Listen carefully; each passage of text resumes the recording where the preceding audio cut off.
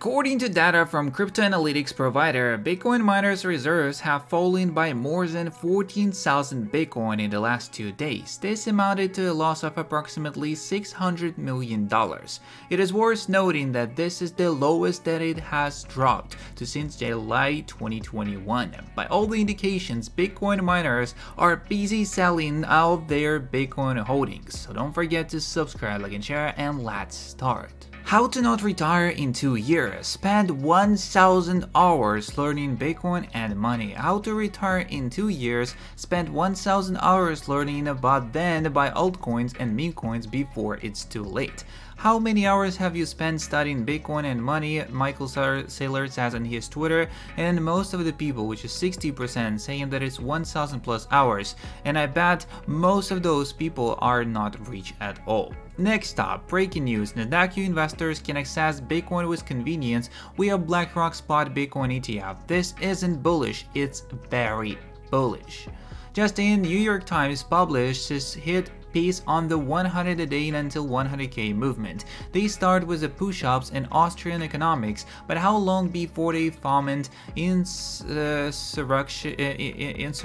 And I can't believe this anti-Bitcoin journalist truly shameful. Please share for awareness. Sound money and push-ups inside the mind of the psychopathic extremist. They start with push-ups and Austrian economics, but how long before they foment insurrection? A growing online movement of Bitcoin evangelist is doing 100 push-ups day per day until Bitcoin reaches 100k. While this may sound relatively innocuous at first glance, the New York Times investigative team unearthed information suggesting this behavior represents a dangerous and psychotic new trend among sound money extremists.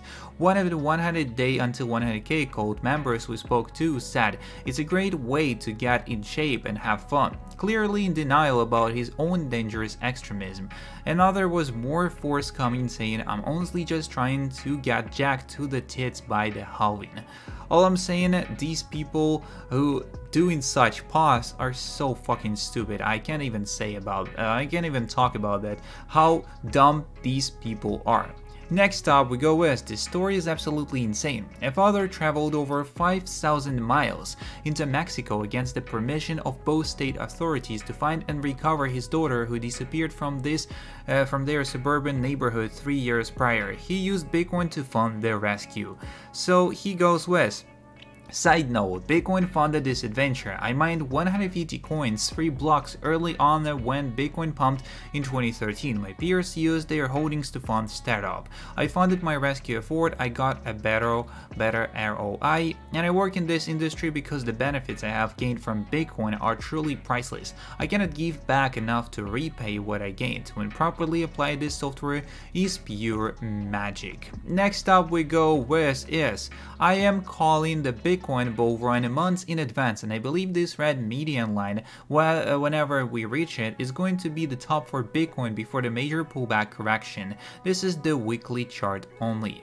The largest Bitcoin mine in America calculates around the 10.5 with bunch of zeros x algorithms per second, powered by 700 megawatts of electricity.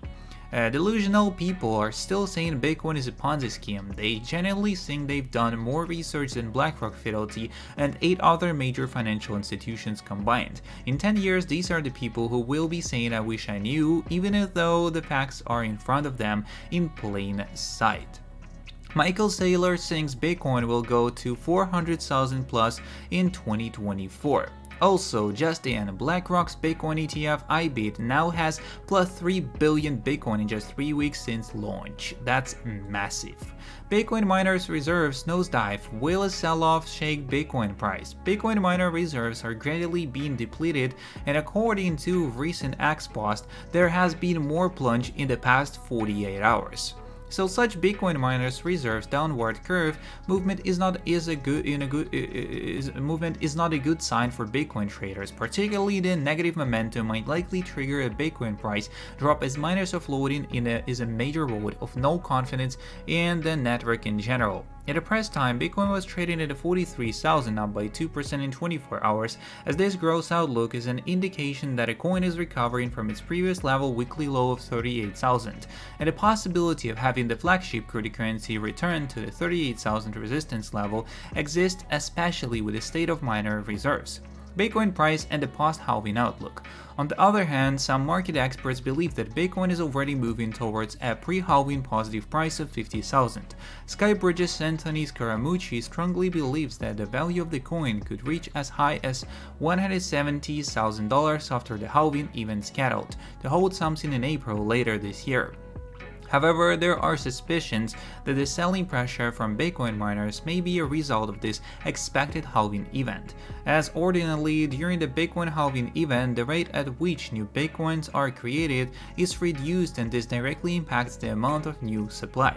Hence, the question that may be in the minds of several market observers is, why are the miners selling ahead of the halving event? Considering the stance of top industry players like Scaramucci on Bitcoin post-halving, the depletion of Bitcoin miners' reserve is probably a move in the wrong direction.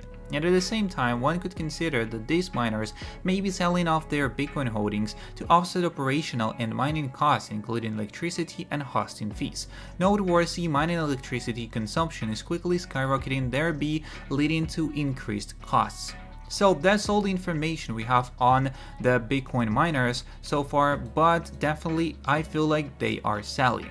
BlackRock's Bitcoin ETF eclipses Grayscale's in daily trading volume for the first time. BlackRock's spot Bitcoin exchange traded fund, iShares Bitcoin Trust, has outpaced Grayscale's Bitcoin Trust in daily trading volume, as Bloomberg ETF analyst James Stafford shared in a post today, as BlackRock's iBeat was the first ETF to outstrip Grayscale's GBTC in terms of daily trading volume, reaching over 303 million compared to GBTC's $291 million. This development is particularly striking given GBTC's historically dominant position, which consistently shows higher trading volumes compared to other ETFs. And iBeat has also achieved a new milestone by hitting $3 billion in asset under management. Seyfarth pointed out in another post that the new wave of spot Bitcoin ETFs has seen remarkable success since their launch, and with a standout performance including BlackRock's iBeat, Fidelity, FBTC, and ARK21 shares, ARKB, and Bitwise BITB. According to BitMax research data, iBeat saw a net inflow of approximately $164 million, while GBTC saw an outflow of $182 million.